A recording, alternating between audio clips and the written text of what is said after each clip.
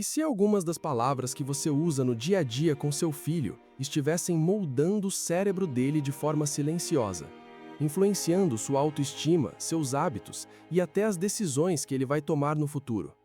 Pode parecer exagero, mas a ciência do desenvolvimento humano e da neurociência aponta exatamente para isso. O cérebro infantil não interpreta a comunicação como um adulto. Ele não separa, foi só um comentário, de algo importante. Ele absorve tudo e transforma em aprendizado. Durante a infância, o cérebro está em um dos momentos mais sensíveis da vida. É quando conexões neurais estão sendo formadas em uma velocidade impressionante, guiadas principalmente pelas experiências emocionais e pela forma como a criança é tratada. Cada interação, cada reação, cada palavra carrega um significado muito maior do que parece. E esse significado não fica apenas no momento.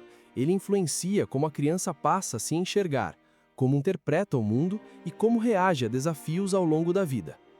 Existe um experimento clássico da psicologia que ajuda a entender isso de forma muito clara. Em um ambiente controlado, uma mãe interage normalmente com seu bebê, trocando expressões, sorrisos e respostas emocionais. Tudo parece natural, até que num determinado momento, a mãe é instruída a parar completamente. Seu rosto fica neutro. Ela não reage, não responde, não expressa nada. Em poucos segundos, o bebê muda completamente. Ele tenta recuperar a conexão, sorri mais, gesticula, vocaliza, como se estivesse dizendo, volta. Quando isso não funciona, o comportamento muda, o desconforto aparece, o rosto se contrai, o corpo se agita. Em poucos minutos, o bebê entra em um estado claro de estresse. Alguns chegam a chorar, outros simplesmente desistem e desviam o olhar. Esse experimento mostra algo essencial. Para uma criança, a conexão emocional não é um luxo, é uma necessidade biológica. O cérebro depende disso para se organizar. Agora pense nisso com calma. Se a ausência de resposta já causa esse impacto, o que acontece quando, em vez de silêncio, existe repetição de críticas, comparações ou rejeições? Outro estudo extremamente relevante foi conduzido por Betty Hart e Todd Risley. Eles acompanharam famílias por anos, analisando a forma como os pais se comunicavam com seus filhos no dia a dia. E o que encontraram foi surpreendente. Algumas crianças eram expostas a um volume muito maior de linguagem positiva, encorajadora e construtiva. Outras, a mais críticas, ordens e interações negativas. Com o tempo, essas diferenças se tornaram gigantescas. Crianças que recebiam mais estímulo positivo não apenas tinham vocabulário maior, elas apresentavam melhor desempenho cognitivo, maior segurança e mais facilidade de aprendizado. Já aquelas expostas a ambientes mais negativos mostravam atrasos no desenvolvimento e dificuldades emocionais. Mas o ponto mais interessante não era só a quantidade de palavras, era o tipo de mensagem embutida nelas. O cérebro não aprende apenas linguagem, ele aprende significado, valor, identidade.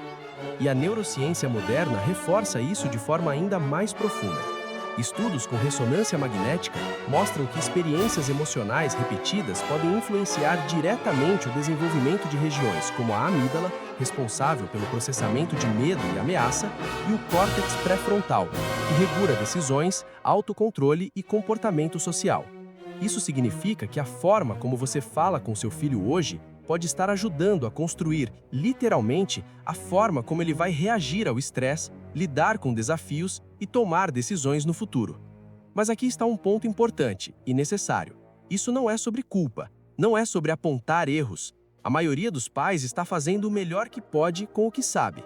Muitas dessas falas são automáticas, são reflexos de cansaço, pressão, rotina ou até padrões que você mesmo ouviu quando era criança.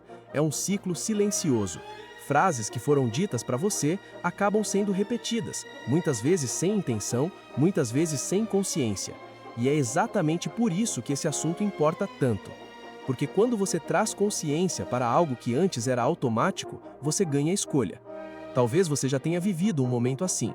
Seu filho faz algo errado, você reage no impulso e logo depois pensa, eu poderia ter falado isso de outra forma. Ou talvez você tenha percebido uma mudança sutil no comportamento dele. Ele se fecha, evita falar, parece inseguro em situações simples. Esses sinais muitas vezes não são aleatórios. Eles podem ser respostas a padrões que estão sendo construídos aos poucos, todos os dias. E aqui entra uma pergunta importante. uma daquelas que talvez você nunca tenha parado para fazer. Será que algumas das frases mais comuns que usamos podem estar causando exatamente o efeito oposto do que queremos? Em vez de ensinar, podem estar gerando insegurança?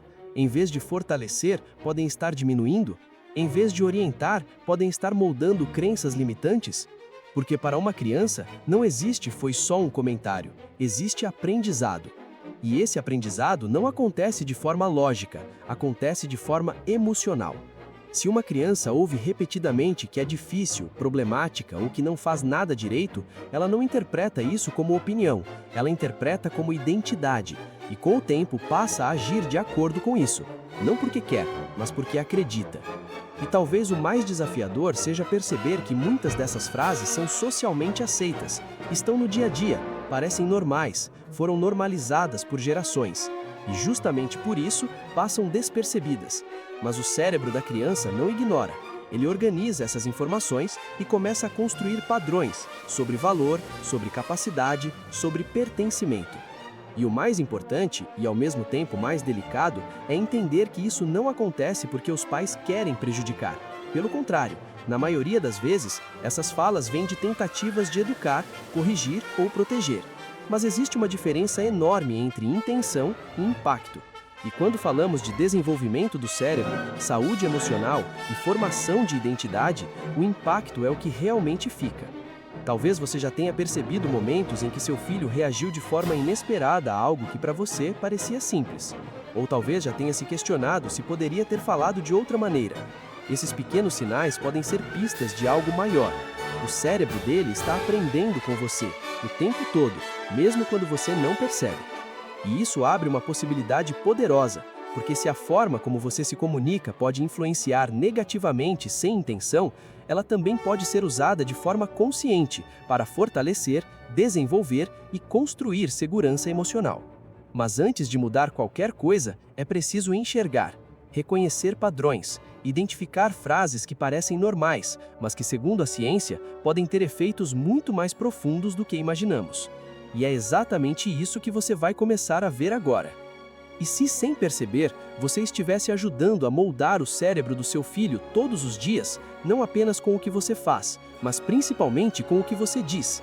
E se frases que parecem pequenas, quase automáticas, tivessem o poder de influenciar como ele vai se enxergar, como vai tomar decisões e até como vai se relacionar com o mundo quando crescer? A maioria dos pais acredita que está apenas corrigindo, ensinando ou orientando, mas a ciência mostra algo muito mais profundo. O cérebro infantil não escuta palavras da mesma forma que um adulto. Ele não filtra, não relativiza, não interpreta com contexto. Ele absorve e transforma aquilo em verdade. Durante os primeiros anos de vida, o cérebro de uma criança está em um estado de desenvolvimento extremamente acelerado. Trilhões de conexões neurais estão sendo formadas a partir das experiências diárias.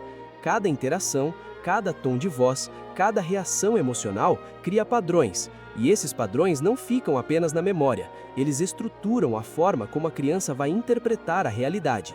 Em outras palavras, antes mesmo de entender o mundo, ela já está aprendendo o que esperar dele e, principalmente, o que esperar de si mesma.